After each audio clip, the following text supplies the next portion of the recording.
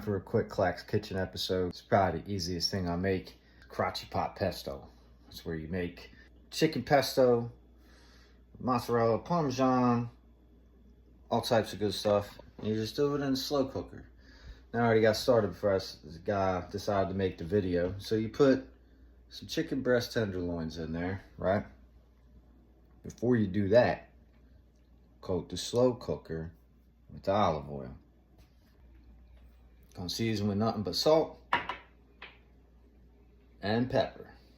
So now I'm gonna take a stick of butter.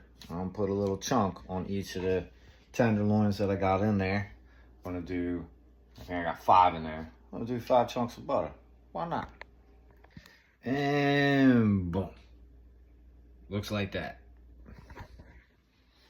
Really not that hard. So you get yourself 2 of these joints. It's pesto, Berea, rustic basil. They're the 2 6.5-ounce jars. That's what I use. If you like a different basil, use a different basil and pesto joint. Don't matter. Now, that's it. Just. Oh shit. Get a little water in there. Swirl around. Yeah.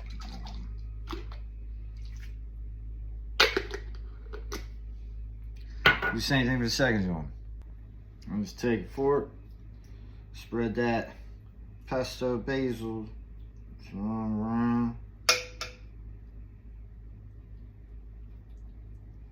So you get something like that. Beep. Bang. That's what you want. Now you just set that joint on high and wait about 3 hours. While we wait for that, got a new cast net in, a little 4-footer. So I'm gonna try to set that up and see if I can get a good toss going. A little unboxing here, see what this is all about. I put this thing together. Look at this. It's come together already. Oh no. That's pretty cool. Comes together all nice, tied up. Little box. Got this on Amazon. Oh, it's got a little thing. Oh, that's cool. Alright. This is a 4-foot one. I have a 6-foot one, but it's getting kind of ratty and old. And my neighbor had a 4-foot one, and I had a lot easier time throwing that. Let's see what we can do with this. Alright, that's through. Boom. Okay. Why this is on here. There we go.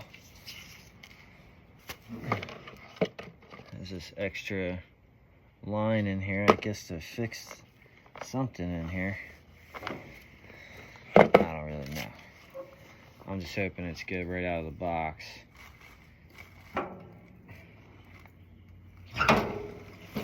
Nice long rope.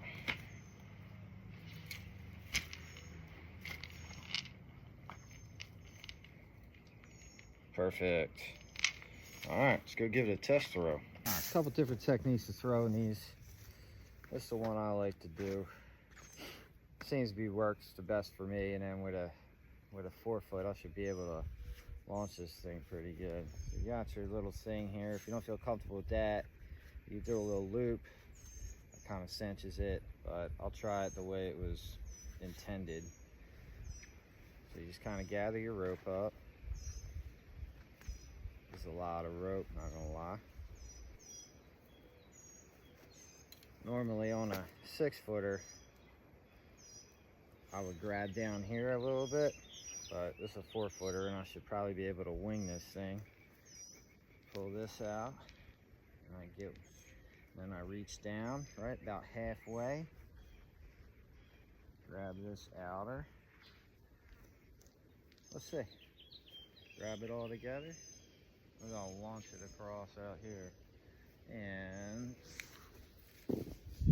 perfect. throw it out this way so you can see the throw. Maybe I get a pine cone again. Who knows?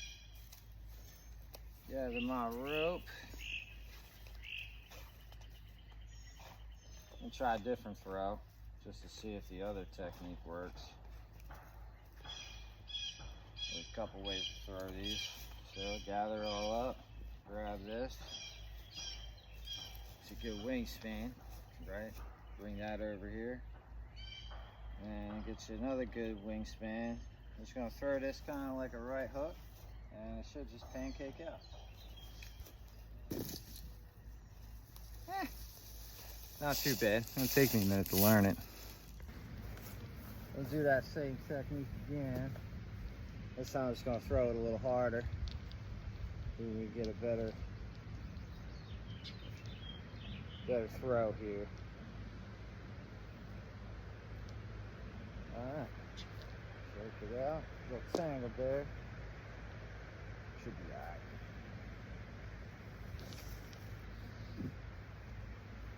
Perfect. Oh, I'm waiting on that chicken to cook. I put this thing away and guess I'll go build something. I already did the laundry and went food shopping today, so I don't really have much else to do. And I already worked out, so I'll go build something.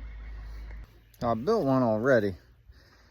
It's out there. It's my older one, but that one's pretty good. It's solid though, it's heavy. So I want to build a smaller one. That one's like 8 feet by like 3 feet wide.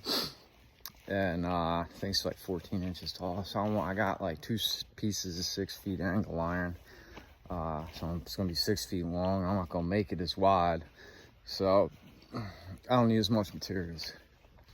So kind of want to get back to like flipping into stuff. It's just this box is just a little too tall, and if you want to really work on something, it helps to have a lower ledge, and this way you can get more tries and more reps in to kind of practice and learn a trick. So I'm gonna see how tall this box is, plus the rail, and go from there. So the box is a foot tall, rail's 10 inches, so we're gonna do this box at 8. So hopefully this will get me back into like flipping into stuff and practicing, even though a foot for a fun box isn't that tall, but getting old, so still want to skate and do the tricks I like. Plus it kind of helps me keep the garage clean. I got a lot of leftover wood from other projects that are still, they can be used for something. I don't recommend like getting rid of wood. You can probably use it, and if you get the urge to build something, just go build something, man. Use your skills. See, and this is why you want to measure twice, cut once, all that good stuff, because I just measured the angle iron, and they're supposed to be 6 foot pieces because I bought them from the store, so it's supposed to be factory cut. Well, one of them is 6 feet exactly, and the other one is 6 feet and 1/8 of an inch. So it's a little over. So that means that my wood is that I'm going to cut how long this front box is going to be. That's going to have to be 6 feet 1/8 of an inch. On the other side, it's just going to be a little shorter. It's going to have a 16th on each side. It's not going to be a problem for skateboarding for what we're looking to do. So what I did, I just laid the angle iron up here, a longer piece, and I just marked it. So now I got that mark there at that 6 foot 1/8 inch mark, and I'm just gonna run it right across using this pivot angle thing. That works great. All right, just gonna rip this. Remember, safety first. Eyes, ears. If you want to wear gloves, you can. I typically don't, because it's just an extra piece of material that the saw can grab and suck my hand in. So I don't wear gloves when I use a saw. Use it when I use to hammer and nails, but not when I'm using a saw.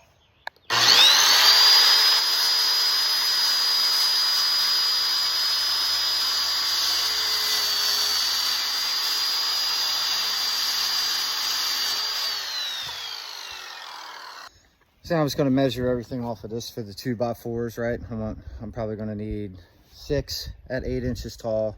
I'm going to need 4 6-footers, and then whatever the width of this is minus the width of the 2x4, which is actually 1.5, but it is what it is. You got to do your measurements and make sure you get it right.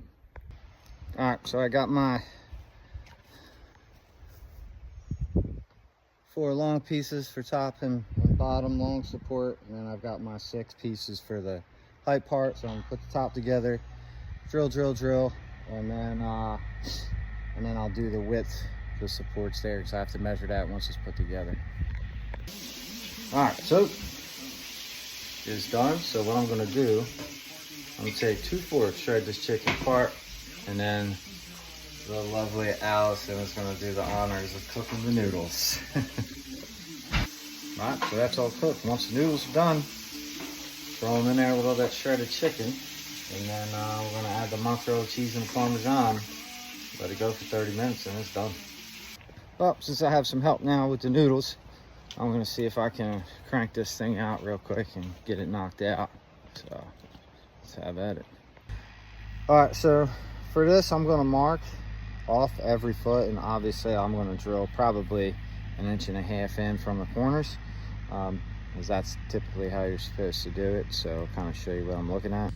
So this will probably be where my first one is. I'm just gonna put a mark there, come in 1 foot, put a mark there, 2 feet, right, 3, so on and so forth. All right, so a very good idea to do is to countersink, right? Because I want this screw flush with the top of this box, so that my board, or when I go to put the angle iron on, it sits flush and it doesn't snag, or my wheel or the wood on my board or my truck doesn't get snagged on the screw. So countersink, pilot hole, pilot hole, pilot hole. I'll show you what I mean here in a second. I don't really got the camera skills like that. All right, so right here you can see I kind of started to drill a hole on some of these, and that's for the head of the screw. All right, so if I go like that, and I know that when I go to sink it through, that that's going to sit flush or below. All right, so now I'm going to do is take my drill. I got a very small drill bit on here. I've got all this lined up right here. Right on this side, you can't see it. I'm just going to drill where I did those countersink holes. I'm just going to drill small holes right through the center, all the way down. And these are my pilot holes. Say it with me. So I'm going to drill these out, screw it in, and I'll show you what I'm talking about the head of the screw sitting flush. And then for securing the top to these 2x4s, the top piece of plywood, all I'm using is 1 5/8 inch screws, right? I don't want to use like 2.5s or anything like that, going all the way through the wood, because I don't want to split it. So this is what I was talking about with the countersink, right? And that's flush or a little bit below, all the way down. And so it looks a little funny on this side. You see how it's kind of crooked, maybe because the wood was sitting around for so long, but we might be able to bend it back into place and hold it with screws. So I'll have to go down one at a time to make sure that everything sits flush. So it's going to start getting away from me as I start working my way down. So what I'm going to do is I'm going to use a handy dandy clamp and just start holding it in place. Make sure it sits flush as I screw it in, and then as I put the cross beams on, it'll actually push out and level out. All right, so after using the clamps, you can see I'm running into problems, right? Because that piece of wood is warped. And once I put that cross beam together and on the other side, drill the supports in and put it on the garage floor and get it level, that should cure it. But right now, I gotta go eat because the food's done. That's what happens. You run into a little problem and pushes you back. All right, so we got everything drilled in, measured out. We got all my supports in at the end, right? Drill from the inside. When you go to do your supports, you can see where the screws are. All right, now the last thing I have to do is get this thing leveled and add the angle iron. I'm not gonna do that on film because it's a pain in the ass, so I'll just show you guys the final product tomorrow, but essentially I'm done. I'll finish this fun box up tomorrow morning and I'll post an update. All right, noodles are done. Noodles are put in. Had to add the cheese. We get hungry though, so I'm gonna stir this up. We're gonna serve it. That's all we do. Finished product. Time to eat. All right, time for the taste test. Let's see how our work is. It's going banging.